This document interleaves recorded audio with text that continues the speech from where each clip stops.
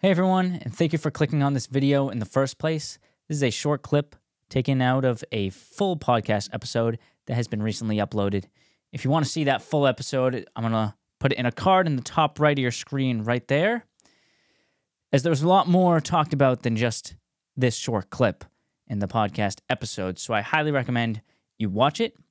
I highly recommend you subscribe so you never miss a full episode or a clip if you prefer to watch the clips rather than the full hour to hour and a half long episodes. Anyways, I hope you enjoy it. And again, thank you for clicking on it in the first place. Do you think a bad motivator can become a negative thing? Absolutely. It does. Say, 85% of the time, I'd say a bad motivator negatively affects the person. I'd say, right? If you have an alcoholic family or alcoholic dad, it's probably, on average, if you were to average it out, I'd bet more than 50% of those people come from an alcoholic dad, mom, whatever, might fall into that trap.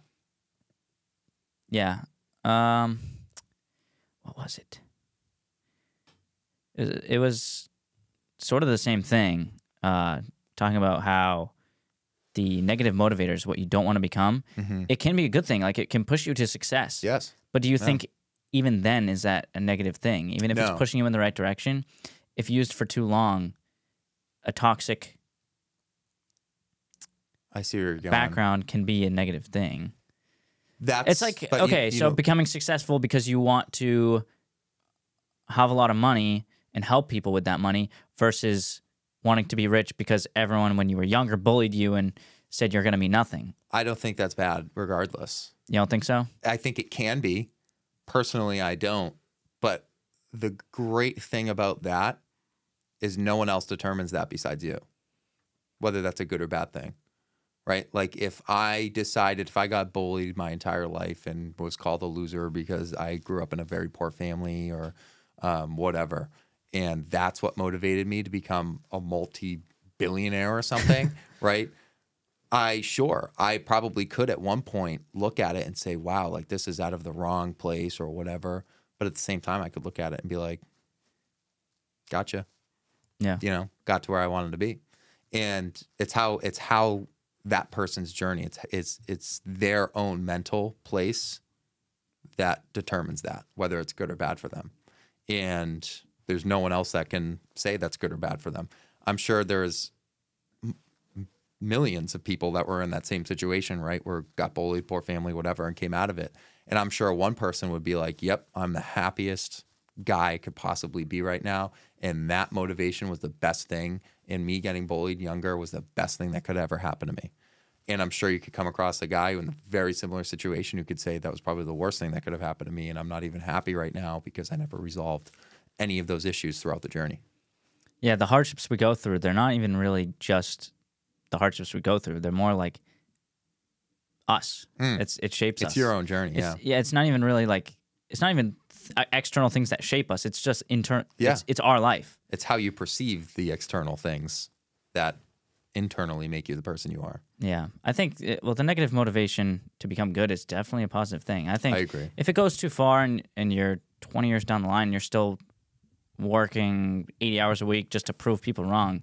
Yeah. At that point, you're just hurting yourself. I agree. And holding a grudge, I've said this before, holding a grudge is like drinking poison and hoping it hurts the other guy. Yeah. It's like you're just hurting yourself. The other guy doesn't care. Yeah. He's living his life. Exactly. Do you think your dad passed away 18. I was 18. right out of high school, just after you graduated? A month after I graduated. Yeah. Do you think that motivated you? It didn't motivate me at all, actually. It definitely, but on that same conversation, that I look back at that, if that never happened, I don't know.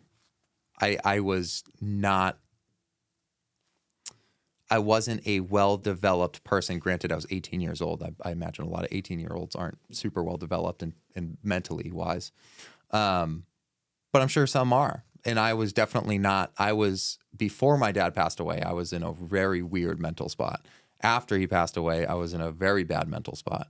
But that journey of 2-3 years after he passed away of just being whether you want to call it depressed or whatever, just down on yourself, internalizing everything, not externally speaking. But that I look back on, there's nothing that could happen in my entire life that will ever get me to that point of where I was mentally. And I look at that as an unbelievably good thing, right? Like that journey shaped me into something that set a new floor, if that makes sense.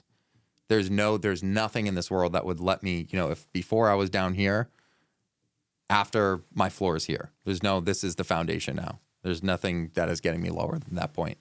And yeah, so I mean, I think the moral of what I'm trying to say is bad things. Well, one, bad things are going to happen. It's just life. Two, bad things need to happen in order for you to become who you need to become.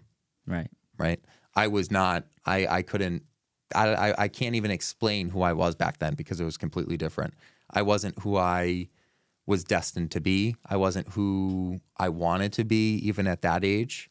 And unfortunately, something really bad had to happen in order for me to grow into the person that I needed to be. And it wasn't, oh, that happened, I'm a new person now. It was a 2-3 year, extremely long, terrible part of my life. But looking back on that, there's nothing I would change along that entire process. What brought you out of that depression? If you want to call it depression. Yeah, I don't like calling it depression, but just a terrible place. Yeah, of course you're going to be in a horrible place after. Yeah. I think I got sick of it. I think I got sick of playing, like when you wake up and you're just like numb, right? Like you're numb to all emotions. You're numb to something great could happen and you're like, meh. Something terrible could happen. You're like, meh. You're just middle flatlined on everything for that long.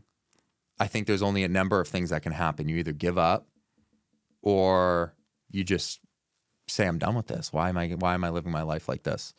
And fortunately, it was the latter for me. And I just, for whatever reason, must have gotten sick of it. And I also think, and again, this is interesting. I'm being a little vulnerable here, but I think it's interesting. I think it really cleared when I started getting successful in real estate. Really cleared.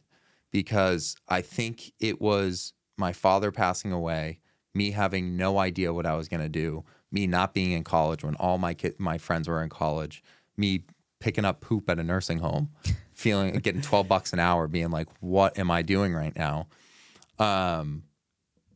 I think it was a mix between my dad passing away and also me having no path, no clear path, no idea of how to be what I want to be. Nothing to show for yourself. Nothing to show for myself. And so I think both of those really brought me down.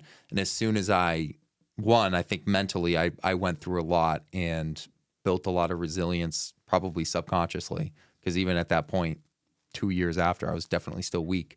But I think subconsciously my mind started learning, picking up things that I was doing, saying, I don't want to do this anymore. I don't want to think like this anymore. But as soon as I started getting somewhat of a success in real estate, it almost like evaporated. It's interesting.